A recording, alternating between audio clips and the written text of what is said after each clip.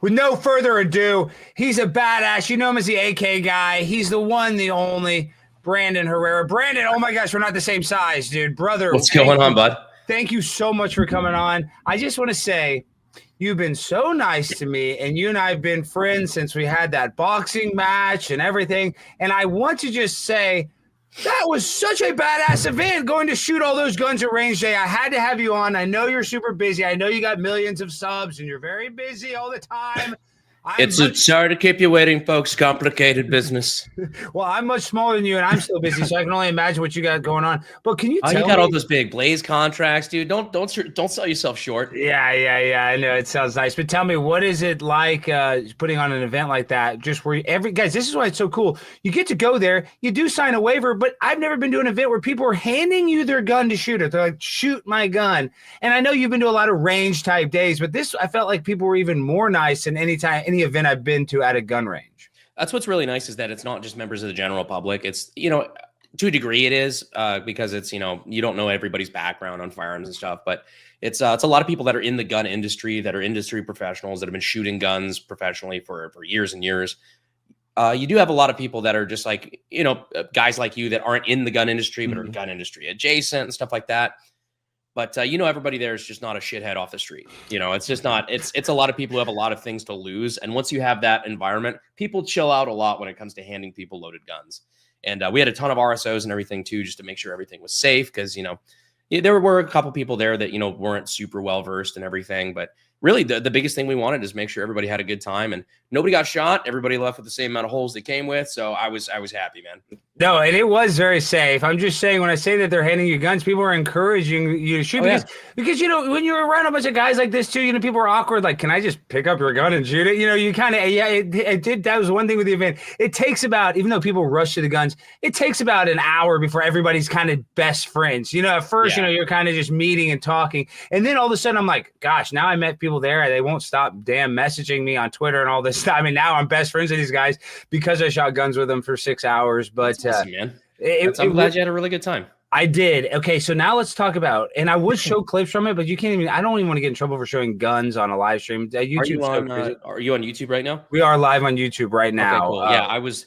Okay, then I will leave the firearms out of it. Yeah. They've got weird rules for that. Exactly, and you have all those badass guns. I think you can show the gun, but if you see on a live stream, even a gun going off, like, I'm afraid to play clips of it. But you can't handle guns on live stream, I think, is their rule. It's a really stupid rule. Well, how are you so successful on YouTube? And I know people love gun content, but are you worried about YouTube ever just, kind of bringing the hammer down, or how do you? All the time. Yeah, all the time. Yeah, the biggest thing is the biggest thing is learning how to play by their rules. Which I'm like, look, while I may not agree with it, and I may not like a lot of the soy jacks in Silicon Valley who enforce the rules, it's their house. I understand, I get it. But at the same time, I would play by their rules if they stop fucking changing them all the time. Mm-hmm. That's the biggest annoyance for me, at least, is like, look, if you tell me these are the rules and these are the way that they're going to stay, I'm happy to abide by them. I'm not happy to abide by them, but I will. It's just my fucking job.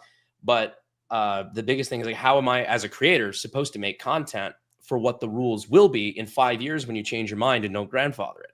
Yeah, I know. Retroactively. Really, that's what I'm saying. Retroactively, they can do stuff. So during COVID, though, Brandon, I know you were popular before that, but like, how did COVID radicalize you and kind of with the Second Amendment? Because that's kind of when I learned we really do need guns. You always have the idea like Civil War, but they say a turning point. These college kids, they always give me good mental, experiments. What is more important, the First Amendment or the Second Amendment? And they kind of won the debate. The Second Amendment you could say is more important because that's what you need to defend the First Amendment. And I would have never thought that we would need guns that bad until this pandemic.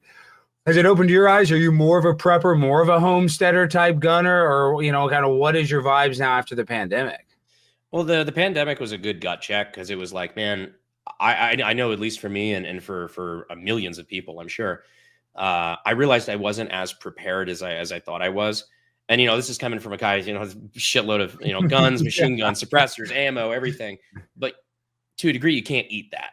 Mm-hmm. So it's like, I that's when I really started stockpiling a little bit, like, the 20-year food stores, water filters, medicine, basic survival stuff, where it's like, all right, if I was trapped in my house theoretically for the next 6 months would I survive? And so like that's it really woke me up. And I think the Ukraine conflict was another one of those that did that too, where I'm like, all right, I got better at that point. And then when Ukraine kicked off, and like for a couple days, everybody was kind of eyeballing World War III, like, oh man, is this it?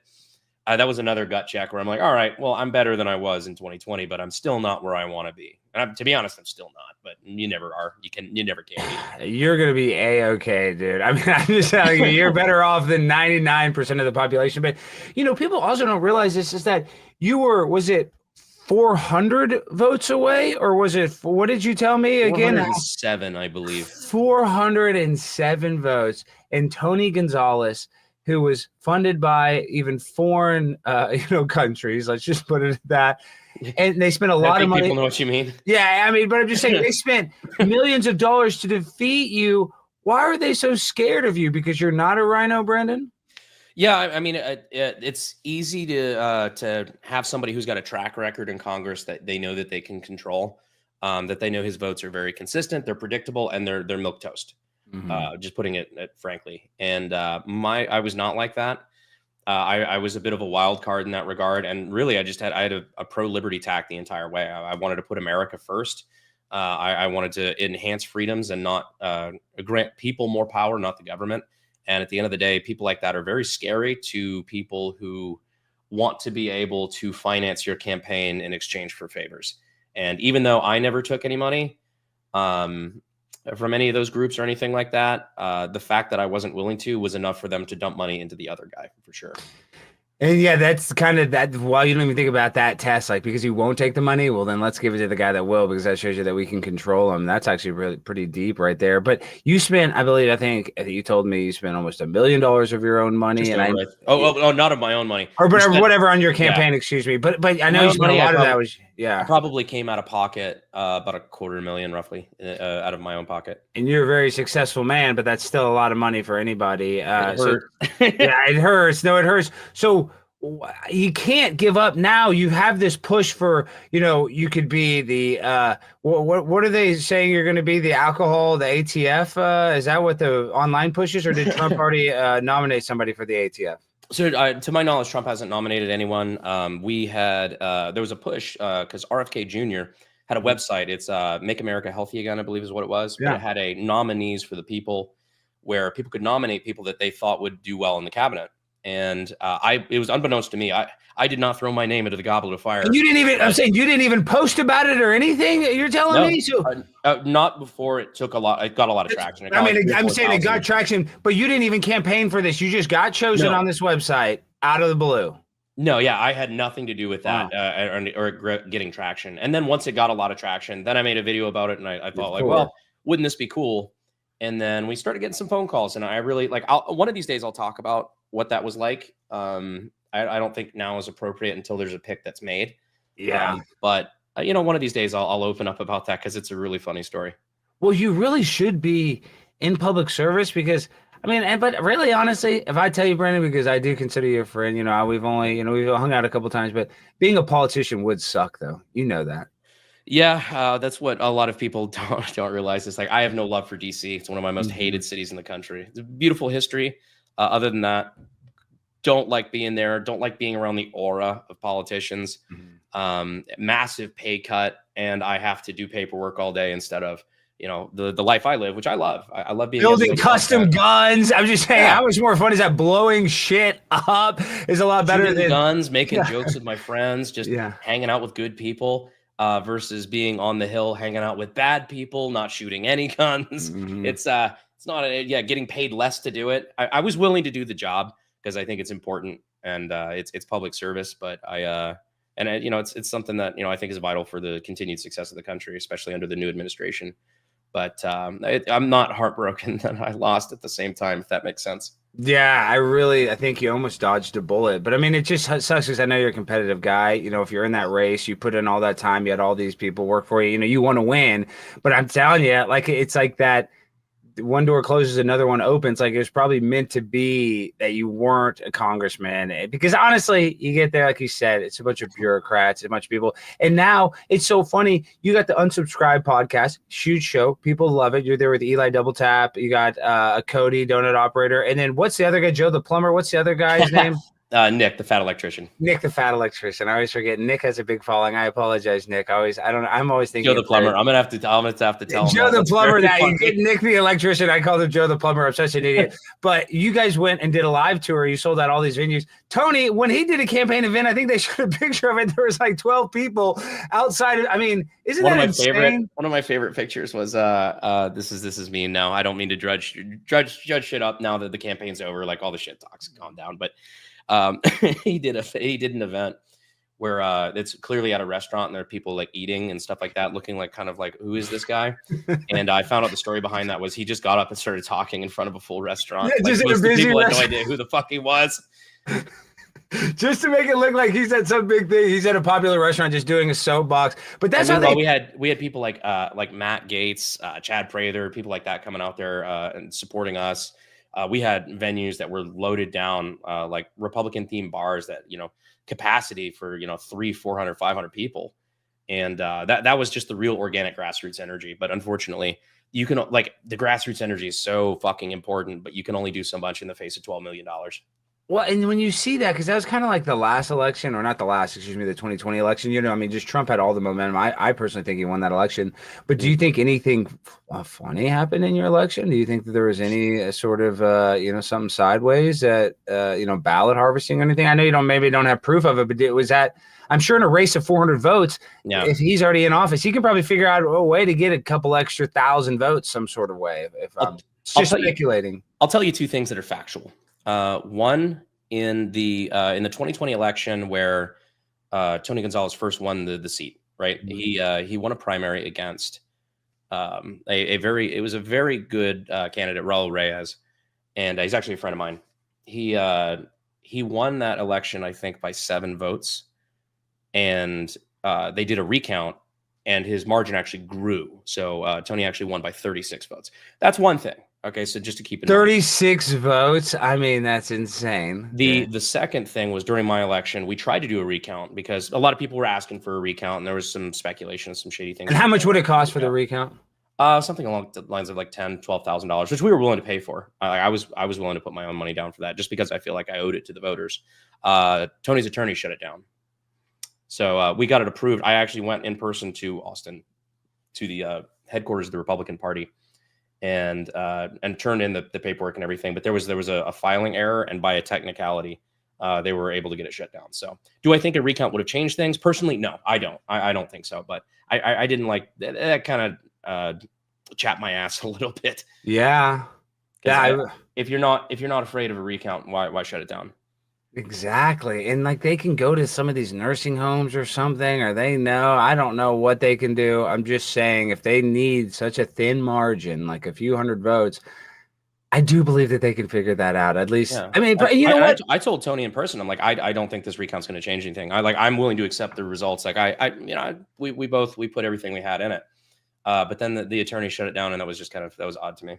Yeah, and the thing is, Tony's a conservative. I'm just saying, both of these people that are been in politics for a while, they figure things out. That's why they have an advantage. That's why it's harder to beat a guy that's an incumbent, because they've been there and they've done that. So that and the party naturally backs you. And again, I feel like it's the same thing with the people that, like I said, the special interest groups, that they know how you're going to vote. The party's kind of the same way. They're like, okay, we know that he's not a massive pain in the ass, and this new guy might be a massive pain in the ass. So they naturally try to stop the infighting. I mean, Speaker Johnson came and campaigned in this race, which is so weird for a Republican Speaker of the House to come and campaign in a Republican primary. Mm-hmm. That doesn't happen. And so they were pulling out all the stops to help this guy win. Well, look what's going on with Speaker Johnson, dude. I mean, he sucks. What do you think about this shutdown? We only got you for a few more minutes. I think they better shut it down until Trump gets back. Well, what do you think? I used to make this joke when I was campaigning, but it's really not a joke. I hope they shut it down, and I hope they keep it shut. Yeah. There's so many functions of the federal government, but it's all shut down theater. They're just they're trying to use extortion of like the pay of service members and people like that to try to aim a gun at the House of Representatives to pass shitty bills is what they do, is just try to use actual American heroes as political capital, which is really shitty. Yeah, and that's what they do. I mean, that's how they pull at our heartstrings. Yet, people that, even though the vaccine is very safe and effective, there's people that had to get vaxxed or lost their service because they got vaxxed. They can't find money for those guys, the 9/11 responders. They can't find money for those people that, all have cancer from going to the towers. Okay, before we go, now I ask everybody a couple hard questions because I know you're a smart guy. I know you're going to do this professionally. I know this is the hard one. And I bring up 9/11, the terror attacks on September 11, 2001. Do you think it was perpetrated by people within the United States government? Or do you think that's maybe sometimes a little too direct, but do you think that it was fishy? There was something fishy about 9/11, Brandon?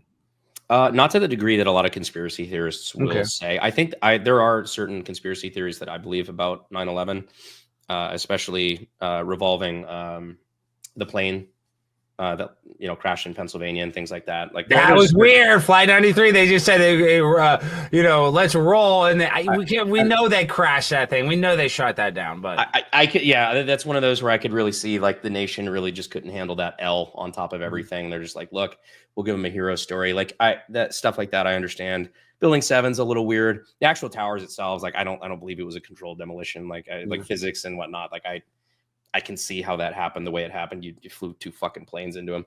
But I disagree with some of the conspiracy theorists on that element, but it's like the number one takeaway on anything is, would I put it past the government to do anything? No. It's like the Wendigoon bit of the government would never. Oh, yes, they would. Yes, they would. And it. And that's why, Brandon, I appreciate you being intellectually honest. And, like I said, you don't have to be a total 9/11 truther, but it's just for me why I'm very passionate about it. And remember, guys, Brandon has sponsors with probably a lot of military adjacent companies and stuff like that. So he's going to answer these things very professional. But they didn't have weapons of mass destruction, right? That is kind of weird that they lied to us about that. You're young enough and old enough at the same time to remember. They said that we were going to all get blown up in a damn movie theater, right? They said that they had these nuclear bombs and they were going to blow us up, and that turned out to be a lie. So when it just comes to that whole kind of situation, it's just an unfortunate situation, and I wish it would have gone differently. But in a way, 9/11, the country came together. The pandemic, it tore us apart. It's crazy how different mass casualty or chaotic events have different effects on society. And I think the thing about 9/11 that brought everybody together is it was an isolated incident that was over as soon as we knew about it, to a degree. Like it was a one-day incident. COVID was an ongoing thing. And when you have times of crisis where there's multiple strategies on how to deal with it, some people aren't prepared to have intellectually honest conversation, and they respond with emotion, which I think is what happened. That's why I think 9/11 brought us together and COVID tore us apart. And then last question, how are you able to build these weapons? Like, is the government because I just saw a video of a guy it looked like he was just adding a handle to like a Glock or something. I don't know if you saw that TikTok. It's like legal, illegal. Oh, but yeah. I'm just saying there's so many little modifications that you can add to a gun where now it's a federal crime. You can go to jail. I mean, that's the NFA for you. That's what I'm saying. When you're creating all these things, aren't you worried you're going to get a knock on the door? Hey, why did you put a 50 caliber gun on a Tesla? Maybe that could, break the law some sort of way. We have to be careful because there's a lot of obscure laws that I did not even know that was a crime, but we try to be pretty careful with that. We know the law pretty well. But I'm a federally licensed 0702 FFL with an SOT. And what that means is I can manufacture firearms, which includes with my licensing, machine guns, short-barreled rifles, short-barreled shotguns, suppressors, and destructive devices to some degree. But so if I got a shotgun and cut the barrel off, that's a felony, though. You need to file NFA paperwork for it not to be a felony. So you can do that. It's actually legal to do. You just need to file the appropriate paperwork. Which do I agree with it? No, but this is the reality of the laws that we live under for now. But yeah, there's so many rules that make no fucking sense. Like the pistol thing where you can't have a vertical grip on a pistol, or that becomes an SBR or an AOW or something. That's what I was talking about. The grip. I mean, that's so ridiculous how a grip on a gun. Okay. Now think about this. Now think about an AR style pistol where you'd want to put a vertical grip. Now all of a sudden, like that becomes really shady really quick. Yeah, that is crazy. Okay, and this is the last question before you go. No, no worries. I brought up the weapons of mass destruction. What do you ever hear the conspiracy that nuclear weapons are fake? That they lie about the capability of nuclear weapons? You smile. I have seen those. Yeah, there is a video. Well, you see the videos of the original nuclear bomb going off, and it's like a car's there, and then it's missing. Like that is old footage from the '60s or whatever. But they do have the mother of all bombs. Which Trump dropped, Moab, which is I think the second biggest bomb, but that ended up being just like if a couple football fields of damage. That's not necessarily a nuclear weapon. So what do you think? No, that's entirely conventional. Yeah, they've got conventional weapons that are that big. Pretty much every military's got them. I have seen the theories. It's mostly from people who don't understand. It's like from the same people that think well, space isn't real. Yeah, those are my favorite people. Yeah, those are my favorite people, Brandon. So they're entertaining. Get canceled. They are, and I love the deep conspiracy. But I'm just saying. Don't get me wrong. It comes from a place of distrust from the government, which I am always here to appreciate. But I like a lot of those things are. It's almost like are you familiar with like the idea of the God of the Gaps? Why does that sound familiar? God of the Gaps. Can you elaborate? It's like we got $100 super chat. Wow, we will see you both in Vegas and the wedding, hopefully. Artemis, awesome. This is Kelsey and Clint Morgan. They're great fans. Sorry to cut you off, but $100 super chat. That's a big bomb. Thank you. We got the gunman. We're dropping bombs. This is awesome. Go ahead, though. Bro. The idea of the God of the Gaps is like a theological construct where it's like, I don't know, therefore God. And okay. So like it's kind of like an anti-religious thought process, but I think a lot of people have that with. Like with science, where it's like, I don't know, therefore it's not real. It's like because they don't understand the concept. It's like the argument I saw against the nuclear weapon thing is like, how could you get cameras in these places? And they survived. Yeah, that's dumb. That's dumb. But see, you know where I come from? I come from the sociological aspect where they want to trick us into thinking that they can blow up the earth 10 times over. I don't even believe with the current nuclear weapons how good they are. If they blew them up all off at the same time, I think the earth would survive is my point. But they always teach us Earth would survive. Absolutely. Yeah. Humanity might not. There'd be a couple cockroach human beings or whatever, that would live. But I'm just saying, I don't think that we have bombs that man-made could blow up the earth. And I think they mean like it's the impact afterward as well. Like I think you're like, what is it? If you detonated EMPs, you'd lose like a third of the population in like 2 weeks or something like that, just from the societal collapse. But like meanwhile, you got these uncontacted tribes in Africa somewhere that like maybe they had it right the whole time. They wouldn't even notice. I know they have it right, and then a journalist tries to go interview them, and they kill the journalist. Those are the real ones, where they're like, so, yeah, they are so far out there. All right, Brandon, thank you for joining us. Everybody, go follow the AK guy on YouTube. YouTube's your biggest platform, but I guess also before Brandon goes, you got to tell us about one of your biggest videos. How'd you get Abraham Lincoln's gun? That was huge. Yes. The Derringer, that one was like I think that was like $300. That was one of my cheapest ones. What? It wasn't the actual gun. It was just Jimmy's an idiot. Jimmy, did you think that was the actual one, Jimmy? No. I said, how do they sell 1800 styles guns? Yeah, replicas, dude. Birdie, like people make reproductions of old guns. He went to Princeton, Brandon. My producer went to Princeton, and he didn't know about replica guns. I mean, he didn't realize I bought him some really nice Kanye West shoes. Those were replicas. Those were only $25. So I'm happy he doesn't know what a replica is. All right, Brandon, thank you so much for joining us. Go out there, support him. I mean, he's on every platform. YouTube's your biggest one. Is that correct? Or would you rather me direct people to Twitter, Instagram? Go to YouTube for Brandon Herrera. But no, I appreciate you, man. Like I said, I'm a big fan. I know we've been friends pretty much since the boxing match, which by the way, you got to take another fight.